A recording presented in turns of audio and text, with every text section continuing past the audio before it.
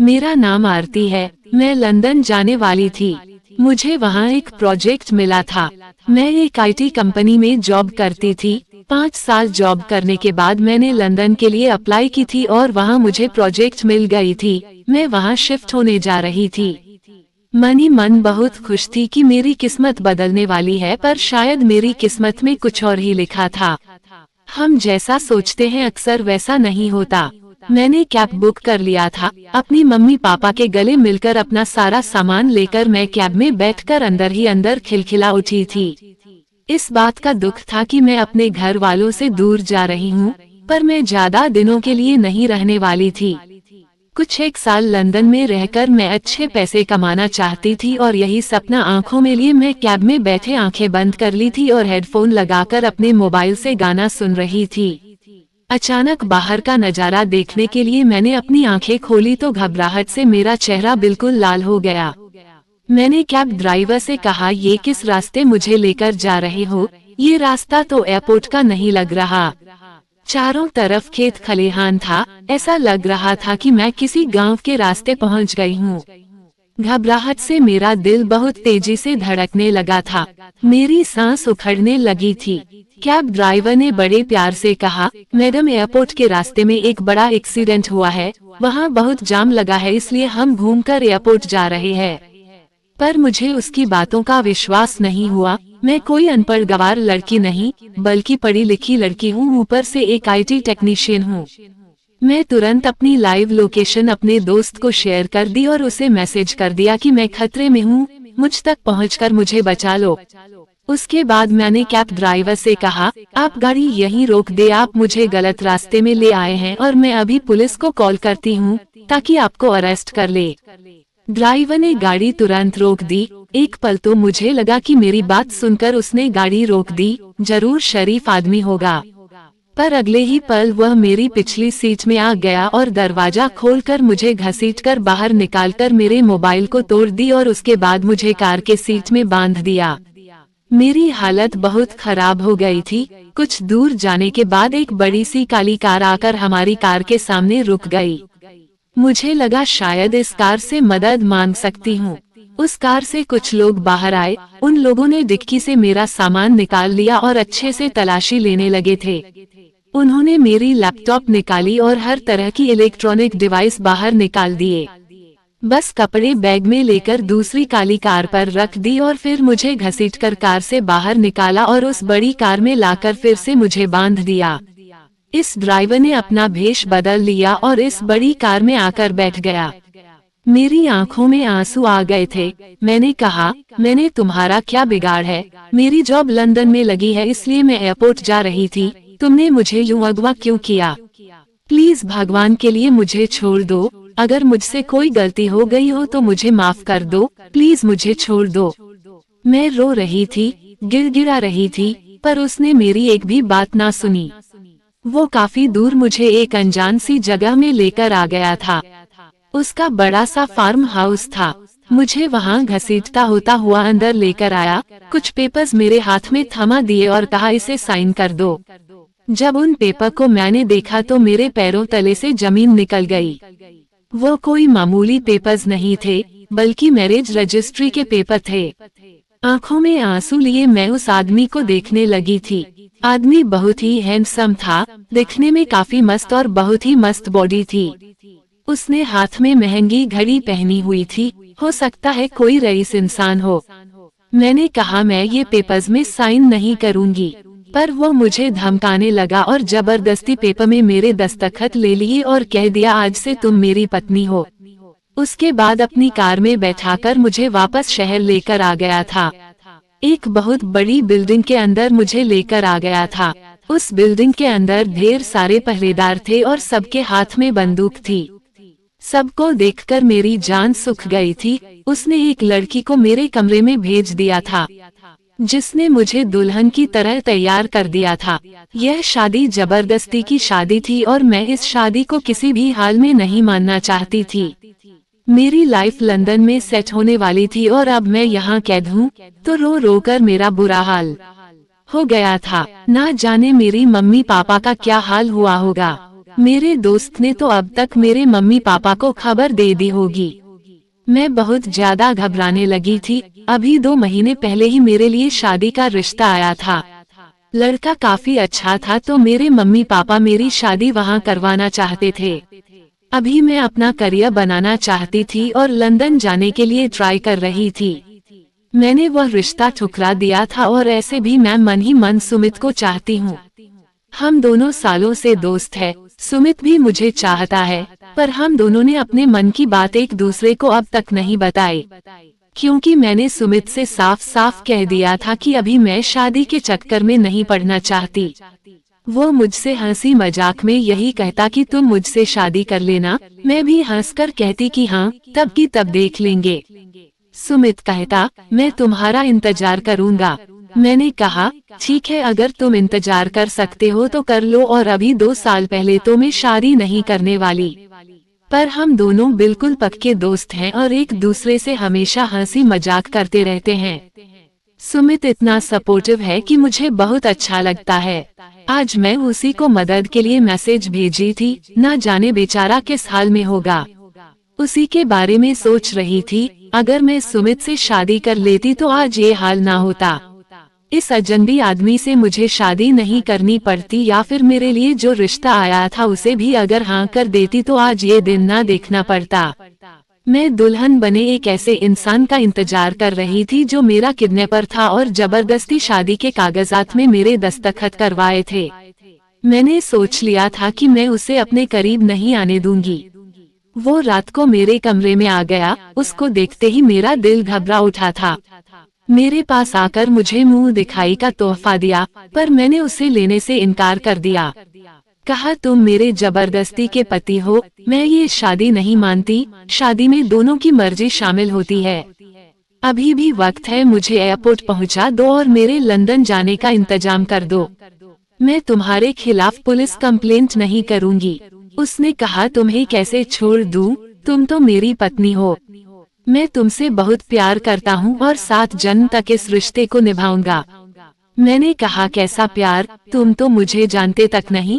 लगता है तुम्हारा दिमाग खराब हो गया है। तुम्हें अपना दिमाग का इलाज करवाना चाहिए। मेरी बात सुनकर उसके चेहरे में गुस्सा साफ नजर आने लगा था। गुस्से से मेरे पास आया और मेरे कपड़े उतारने लगा। मैंने कहा, देखो, मुझे छुओ मत, तुम ये बहुत बड़ी गलती कर रहे हो, मुझसे दूर रहो। मैं उसे पीछे धकेलने लगी थी, पर वो पूरी ताकत के साथ मुझ पर टूट पड़ा। वो बहुत ताकतवर था, ऐसा लग रहा था कोई फाइटर भी हो। बड़ी ही बेरहमी के साथ उसने एक एक करके मेरे सारे कपड़े उतार दिए। मेरी आंखों में आंसू आ गए थे। मैं यूं एक अजनबी के सामने बैठी थी और मेरे कपड़े जमीन पर पड़े हुए थे। अपने हाथों से अपने आप को छुपाने की कोशिश करने लगी थी। तभी वह मेरे करीब आ गया और मुझे चूमने लगा। मैंने अपनी बची हुई ताकत से उसे जोर से धक्का मारा। एक पल के लिए वह पीछे हो गया। दूसरे ही पल वो पूरी ताकत के साथ मेरे ऊपर दोबारा टूट पड़ा। अब मैं चीखने लगी कि मुझे छोड़ दो, पर उसने बेरहमी की हर हद पार कर दी। लेकिन हम दोनों में संघर्ष जारी था। मैं आत्मसमर्पण करने को तैयार नहीं थी। तभी उसने मुझे छोड़ दिया और जाकर अपनी अलमारी खोला और वहां से कुछ रस्सी लेकर आ गया। उसने रस्सी से मेरे हाथ पैर बांध दिए, कहा, अब तुम हिल भी नहीं सकती। मैं सोचने लगी, कैसा जालिम इंसान है। मुझे बहुत ज्यादा गुस्सा आ रहा था और मैं उससे बातें सुना रही थी। तभी वो कमरे का मिनी फ्रिज खोलकर ठंडी ठंडी बर्फ लेकर आ गया और मेरे पेट पर रख दिया। ठंडी बर्फ से अब मेरे अंदर सनसनी पैदा हो गई थी। मैं छटपटाने लगी। मैं चिल्लाने लगी कि इसे हटाओ, मेरी हालत खराब हो रही थी। डर से, ठंड से मैं कांपने लगी थी। मेरी आंखों में आंसू आ गए थे और अब मैं बिल्कुल शांत हो गई थी। उसने वह बर्फ मेरे शरीर से हटा दिया और फिर मेरे करीब आ गया और मुझे छूने लगा था। पर मैं कोई रिएक्शन नहीं दे रही थी, बिल्कुल पत्थर की बन गई थी। वो मुझे चूम रहा था और मैं लाश बनी पड़ी थी। उसने मेरी आंखों में देखा। मैंने आंखों से बताने की कोशिश की, ऐसा मत करो। तभी उसने मुझे छोड़ दिया। मेरे हाथ पांव खोल लिए और मुझे कपड़े दे दिए। फिर मेरे पास आ गया और कहा, मैं तुमसे प्यार करता हूँ, तुम्हारे साथ। कोई गलत काम नहीं कर सकता, तुम्हारी मर्जी के खिलाफ मैं यह नहीं करूँगा, लेकिन बहुत जल्द तुम इसमें हाँ कर दोगी। ये कहकर वो कमरे से बाहर चला गया था। मैंने जल्दी से अपने कपड़े पहन लिए। मैं भगवान को याद करने लगी कि मेरी इज्जत बच गई। इस इंसान को मैं पति के रूप में कभी स्वीकार नहीं करूंगी, लेकिन वो आदमी मेरी इज्जत ले सकता है। मुझे हर हाल में अपने आप को बचाना होगा। अगली सुबह जब मैं उठी तो वह आदमी कहीं नहीं था। उसका नाम वीरेन था। मुझे लगा यही मौका है, शायद मैं यहाँ से बचकर निकल सकूं, पर बिल्डिंग से निकलना तो दूर, मैं इस फ्लो से ही निकल नहीं पाई। बाहर बंदूक लिए सिक्योरिटी गार्ड खड़े थे। मुझे देखते ही कहा कि आप इस फ्लो से बाहर नहीं निकल सकती। आप चाहो तो फ्लो के अंदर रह सकती हैं, लेकिन बाहर निकलने की इजाजत आपको नहीं है। उन लोगों ने मुझे अंदर धकेल दिया। मैं पूरे फ्लो में अकेली थी। मुझे लगा शायद मैं बालकनी से बचकर निकल सकती हूँ, पर मैं बालकनी में पहुँची तो 8वां फ्लो था। वहाँ से कूद पाना नामुमकिन था। मैं छटपटाने लगी थी। घर पर किसी तरीके का कोई डिवाइस नहीं था। मैं किसी के पास मदद के लिए सिग्नल नहीं भेज सकती थी। रो रो कर मेरा बुरा हाल था। मुझे अपने घर वालों की चिंता हो रही थी, जिस वजह से मैं और ज्यादा रो रही थी। मेरे बिना ना जाने मेरी माँ का क्या हाल हो रहा था। शाम को 5 बजे तक वो घर आ गया। मैंने कहा, वीरेन मुझ पर रहम करो, मुझे यहाँ से जाने दो, मेरे घर वाले परेशान हो रहे होंगे। उसने कहा, मैं तुम्हें यहाँ कैद करके नहीं रखना चाहता। जिस पल तुम मुझे अपने पति के रूप में स्वीकार कर लोगी, इस पल से तुम आजाद हो जाओगी। तुम्हें मैं तुम्हारे घर पर भी लेकर जाऊंगा। मैंने कहा, देखो मैं लंदन जाने वाली थी, तुमने मेरा फोन भी तोड़ दिया। मैंने अपने दोस्त को मदद के लिए मैसेज भी की थी। इसमें मेरी माँ बहुत रो रही होगी, अगर उन्हें कुछ हो गया तो प्लीज। उसने कहा, कल तुम्हें तुम्हारी माँ के पास लेकर जाऊंगा, बस आज दुल्हन बने मेरे लिए इंतजार करना। मैं जो चाहता हूँ मुझे दे देना, कल तुम तुम्हारी माँ के पास होगी। मैंने कहा, तुम जो चाहते हो वो मैं तुम्हें कभी नहीं दूंगी, मैं तुमसे प्यार नहीं करती। वो अचानक ही मेरे करीब आ गया, कहने लगा, तुम मुझसे प्यार जरूर करोगी, कहकर मेरे होठों को चूमने लगा। वह बेकाबू होने लगा था और मैं बिल्कुल वहाँ शॉक्ड खड़ी थी। मुझे यहाँ से हर हाल में आजाद होना था। मैंने कहा, वीरेन रुक जाओ, मुझे बात करनी है।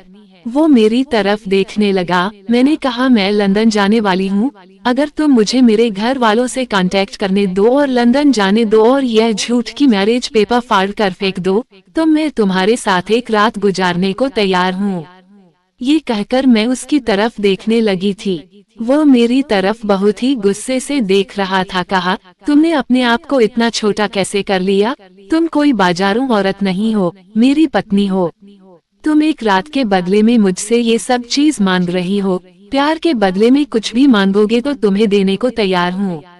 अगर तुम्हारे साथ एक रात गुजारना ही होती तो तुमसे शादी क्यों करता? उस वक्त तुम्हारे साथ गलत काम कर लेता। कल रात भी मैंने तुम्हें छोड़ दिया था। मैंने कहा, जबरदस्ती किसी का प्यार हासिल नहीं किया जा सकता। उसने कहा, जबरदस्ती कहाँ किया? मैंने कहा, तुम मुझे किडनैप करके यहाँ लेकर आए हो, यहाँ कैद करके रखा है, ये जबरदस्ती नहीं है तो क्या है? तुमने मेरा करियर खराब कर दिया। उसने कहा, करियर खराब किया है तो मैं बना भी दूंगा, मुझे प्यार देकर तो देखो मैं तुम्हें क्या देता हूँ। मैं IT कंपनी का मालिक हूँ, तुम्हें टेक्निकल ऑफिसर बना दूंगा। लंदन में जितना कमाने वाली थी उससे ज्यादा कमाओगी। मैंने कहा, हो सकता है तुम बहुत रईस हो, पर पैसे से सब चीज नहीं खरीदी जा सकती। उसने कहा, हो सकता नहीं, मैं सच में रईस हूँ और मैं पैसों से तुम्हारा प्यार नहीं चाहता, प्यार के बदले तुम्हारा प्यार चाहता हूँ और तुम्हें खुश देखना चाहता हूँ। तुम्ही ने मेरा रिश्ता ठुकरा दिया था, वरना तुम्हें ये दिन देखना ना पड़ता। मैंने कहा, कौन सा रिश्ता? उसने कहा, अभी 2 महीने पहले ही तुम्हारे पापा मम्मी के पास अपना रिश्ता भेजा था, पर तुमने ना कर दी थी। फिर भी मैंने कुछ नहीं कहा था, सोचा था तुम्हारा प्यार पा लूंगा, लेकिन फिर पता चला तुम इस देश को छोड़कर जा रही हो। बहुत मजबूरी के साथ ही मैंने तुम्हें किडनैप किया। मैं वैसा इंसान नहीं हूँ, बस दीवाना हूँ तुम्हारे प्यार का, अभी से। नहीं, बचपन से। मैंने कहा, क्या कह रहे हो, मुझे कुछ समझ में नहीं आ रहा, तुम तो मुझे बचपन से जानते तक नहीं हो। उसने कहा, मैं तुम्हें बचपन से जानता हूँ, हम क्लास 8-9 में साथ पढ़े थे। मुझे हल्का हल्का सा याद आने लगा था कि वीरेन नाम का एक लड़का जो शायद 2 साल हमारे स्कूल में पढ़ा था, मेरी ही क्लास में था। उस समय हम दोस्त थे, पर मैंने उस समय उसे कभी भी अपने दिल की बात नहीं कही थी। हमारे बीच में कुछ ऐसा वैसा हुआ भी नहीं था, बस एक बार हम साथ खेलने के लिए दूसरे स्कूल गए थे। टेनिस की टीम में लड़के और लड़कियों की टीम गए थे। उस समय मैं उसी के साथ बैठी थी और काफी हंसी मजाक भी हुआ था। मुझे पता नहीं था कि वो मुझे पसंद करता है। ये तो बचपन की बात थी, अब तो सालों बीत गए हैं। मैं गहरे ख्यालों में डूब गई थी, मेरी तो कुछ भी समझ में नहीं आ रहा था। बड़ी हैरानी के साथ मैं उसे देखने लगी थी। तो उसने कहा, बचपन से ही मैं तुम्हें चाहता था, लेकिन फिर मैं अलग हो गया था। फिर तुम्हें तब देखा था जब हमारी ही बिल्डिंग में तुम जॉब करने के लिए आई थी।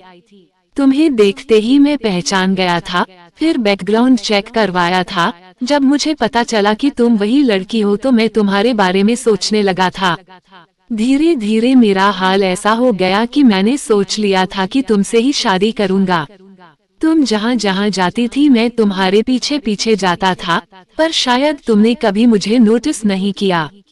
तुम तो हमेशा किसी और लड़के के साथ रहती थी, शायद सुमित नाम है उसका, लेकिन मैं तुम्हें हर हाल में हासिल करना चाहता था, क्योंकि तुम्हें मैं दीवानगी की हद तक प्यार करने लगा था।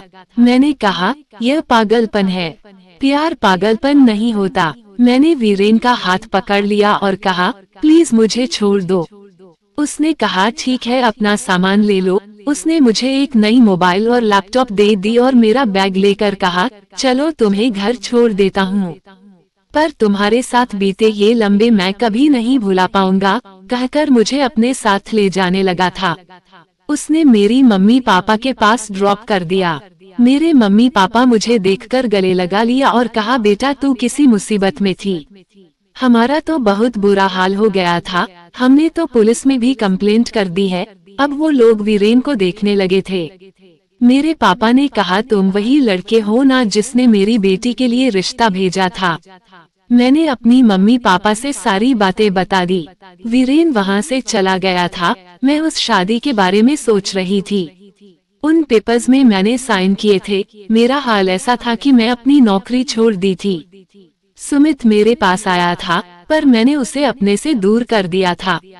मेरे पापा मम्मी कहने लगे, क्या हो गया है बेटा तुझे, पर मेरे अंदर जैसे जीने की उम्मीद खत्म हो गई थी, अपने ही कमरे में बंद रहने लगी थी। एक दिन मेरे पापा मम्मी ने परेशान होकर वीरेन को बुलाया। वीरेन ने मेरा हाल देखा तो मुझसे माफी मांगने लगा। कहा, तुम्हारा जो हाल है मेरी वजह से हुआ है, पर मैं तुम्हें ऐसे नहीं जीने दूंगा। तुम मेरी कंपनी में जॉब कर लो। मैंने उसकी कंपनी में जॉब ले लिया था। करीब 1 साल तक मैंने उसकी कंपनी में काम किया और उसके बाद धीरे धीरे वीरेन के करीब आने लगी थी। एक दिन मैंने उससे कहा कि वीरेन, मैं तुम्हारे साथ जिंदगी बिताना चाहती हूँ। उसने भले ही गलती की थी और मुझे किडनैप किया था, पर अपनी गलती सुधार ली थी। उसने मेरी इज्जत पर दाग नहीं लगने दिया था और मेरे साथ पिछले 1 साल से बहुत प्रोफेशनल पेश आया था। अपनी अच्छाई से उसने मेरा दिल जीत लिया था। मेरे पापा ने खुशी खुशी मेरी शादी वीरेन से करवा दी। उसके बाद उसने सारी जिंदगी मेरा बहुत अच्छे से ख्याल रखा। तो दोस्तों, अगर आपको ये कहानी पसंद आई हो तो कमेंट कर जरूर बताइए।